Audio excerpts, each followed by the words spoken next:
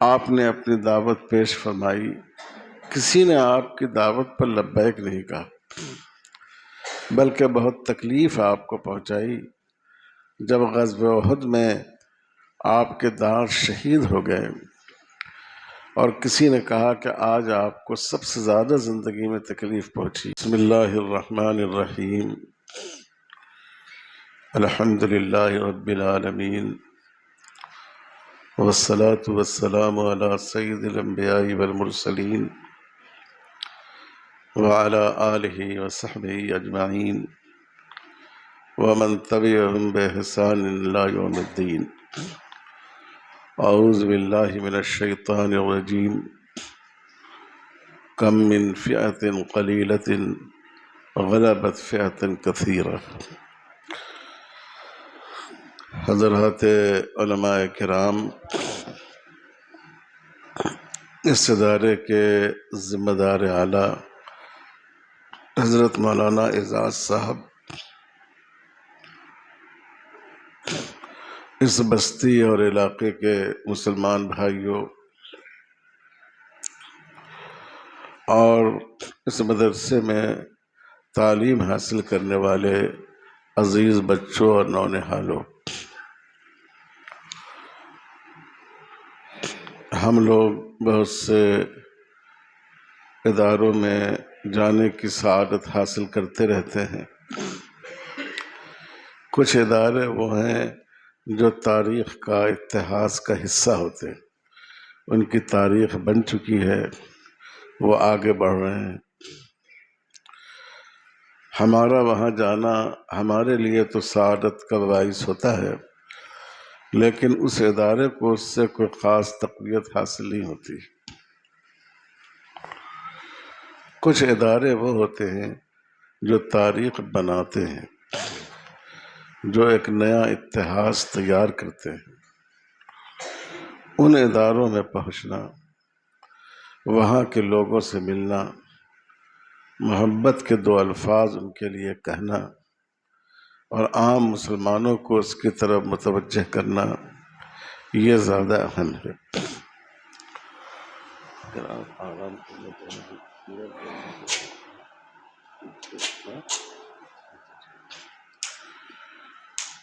تو یہ ایک اہم چیز ہوتی ہے۔ یہ مدرسہ ایسا ہی مدرسہ ہے جو اس وقت ایک تاریخ بنا رہا ہے۔ یہ سیدنا حضرت ابو موسیٰ اشعری رضی اللہ تعالیٰ، بیٹا سنو نا، بیٹھ جاؤ، بعد میں یہ شوق پورا کر لو گے، ابھی چھوڑ دو اس کو۔ سیدنا حضرت ابو موسیٰ اشعری رضی اللہ تعالیٰ عنہ سے منسوب ہے، جو ایک بڑے اہم صحابی تھے، اور ان کی اہمیت کا اندازہ اس سے کیا جا سکتا ہے کہ ایک موقع پر جب صحابہ کے درمیان کچھ اختلاف پیدا ہوا تو ان کو لوگوں نے حکم بنایا، وہ ایک نقطۂ اتفاق بن کر ابھرے۔ تو اس سے جو ہمیں سبق ملتا ہے وہ مسلمانوں کے اتحاد و اتفاق کا۔ میں چاہتا ہوں کہ اس مدرسے سے، اس گاؤں سے اور آپ لوگوں سے مسلمانوں کی وحدت کا، اجتماعیت کا، اتفاق و اتحاد کا کی آواز بلند ہو، اور امت کے اتحاد کا خوبصورت منظر لوگ دیکھ سکے۔ ان کو کچھ پریشانی ہے کیا بھائی؟ جی گونگا ہے، اچھا۔ تو میں یہ عرض کرنا چاہ رہا ہوں کہ ماشاءاللہ یہ جنگل میں منگل ہے، یہ ایسی جگہ جہاں ایسے مدرسے کا، مسجد کی ایسی عمارت کا، تعلیم گاہ کا، اور تعلیم گاہ کی ایسی عمارت کا تصور نہیں ہو سکتا۔ اللہ کا شکر ہے کہ وہاں یہ مدرسہ آباد ہے اور اس کی روشنی گاؤں میں اور مضافات میں پھیل رہی۔ یہ اللہ تعالیٰ کی بہت بڑی رحمت ہے۔ رسول اللہ صلی اللہ علیہ وسلم جب نبی بنائے گئے تو آپ نے آپ کی تعلیمات نبوی کو آگے بڑھانے کا کام سب سے پہلے اہل مکہ کو سپرد کرنا چاہا۔ آپ نے صفا کی پہاڑی پر چڑھ کر مکہ کے لوگوں کو بلایا، ان کے سامنے اسلام کی دعوت پیش فرمائی، لیکن ان کے لیے ایمان کی دولت مقدر نہیں تھی۔ وہ اس اہم کام میں حضور صلی اللہ علیہ وسلم کے ساتھی نہیں بنے۔ پھر آپ نے اس کو تھوڑا سا محدود کیا۔ قبیلہ بنو ہاشم جس سے آپ کا تعلق تھا، جو قریش کا سب سے معزز قبیلہ تھا، قبیلہ بنو ہاشم کو بنو ہاشم کا محلہ تھا شعب ابی طالب، وہاں آپ صلی اللہ علیہ وسلم نے ان سب کو جمع فرمایا۔ پھر ان کے سامنے اسلام کی دعوت رکھی، ان سے اپیل کی کہ اس اہم کام میں آپ ہماری مدد کریں، لیکن ایک شخص نے بھی آپ کی دعوت پر لبیک نہیں کہا۔ سیدنا حضرت علی رضی اللہ تعالیٰ عنہ جو نوجوان تھے، پتلے دبلے تھے، وہ کھڑے ہوئے اور انہوں نے کہا کہ چاہے کوئی ساتھ نہیں دے، میں اس دعوت میں آپ کے ساتھ ہوں اور ہر قسم کی قربانی کے لیے تیار ہوں۔ پھر حضور صلی اللہ علیہ وسلم نے حج کے موقع سے منا کے میدان میں پورے جزیرۃ العرب کے مسلمانوں کو دعوت دی، لیکن نبوت کے 12ویں سال تک بھی کسی نے آپ کی آواز پر لبیک نہیں کہا۔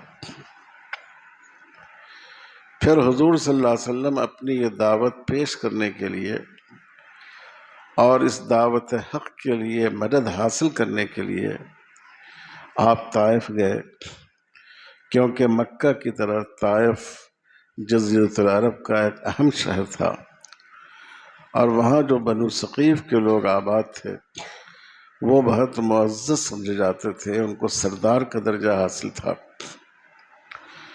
وہاں بھی آپ صلی اللہ علیہ وسلم تشریف لے گئے تو آپ نے فرمایا کہ نہیں، سب سے زیادہ تکلیف مجھے طائف کے دن پہنچی تھی، جب میں طائف گیا تھا، تنہا گیا تھا، اور وہاں لوگوں نے ہمارے ساتھ بہت ہی ظلم اور سفاکی کا سلوک کیا۔ پھر حضور صلی اللہ علیہ وسلم نے حج کے موقع پر آئے ہوئے مدینہ کے انصار کو دعوت دی۔ مدینہ وہاں کا ایک پسماندہ شہر سمجھا جاتا تھا، وہاں کے لوگوں کو کم درجے کا آدمی تصور کیا جاتا تھا۔ وہاں کے لوگ آئے اور حضور صلی اللہ علیہ وسلم کی دعوت کو سن کر متاثر ہوئے۔ کچھ لوگ پہلے سال مسلمان ہوئے، کچھ لوگ دوسرے سال مسلمان ہوئے، اور پھر انہوں نے حضور صلی اللہ علیہ وسلم کو مدینہ شریف آنے کی دعوت دی اور کہا کہ ہم آپ کی پوری مدد کریں گے۔ حضور صلی اللہ علیہ وسلم کے چچا حضرت عباس وہ خود حضور کے ساتھ گئے۔ انہوں نے کہا کہ دیکھو، یہاں حضور کا پورا خاندان ہے، ہم لوگ سیسا پگھلائی ہوئی دیوار، اے بچے، اے بیٹا، یہاں بیٹھو، یہاں آؤ، آگے آؤ، آگے آؤ، اٹھنے بیٹھنے کا ماحول مت بناؤ۔ انہوں نے کہا، حضرت عباس رضی اللہ تعالیٰ عنہ نے، کہ ہم محمد صلی اللہ علیہ وسلم کی سیسا پگھلائی ہوئی دیوار کی طرح حفاظت کریں گے، یہاں ان کا پورا خاندان ہے، کوئی ان کا بال بیکا نہیں کر سکتا۔ اگر تم واقعی حضور صلی اللہ علیہ وسلم کی حفاظت کر سکو اور ان کے ہاتھ پاؤں بن سکو، ان کی مدد کر سکو، تب تو ان کو اپنے ہاں لے جاؤ، ورنہ مت لے جاؤ۔ انصار نے کہا کہ ہم اپنی بیوی بچوں سے بڑھ کر محمد صلی اللہ علیہ وسلم کی حفاظت اور مدد کریں گے۔ ان کی دعوت پر حضور صلی اللہ علیہ وسلم مدینہ تشریف لے گئے۔ مدینہ ایک گمنام مقام تھا، وہاں کے لوگ پسماندہ لوگ سمجھے جاتے تھے، جزیرۃ العرب میں ان کی کوئی خاص عزت نہیں تھی،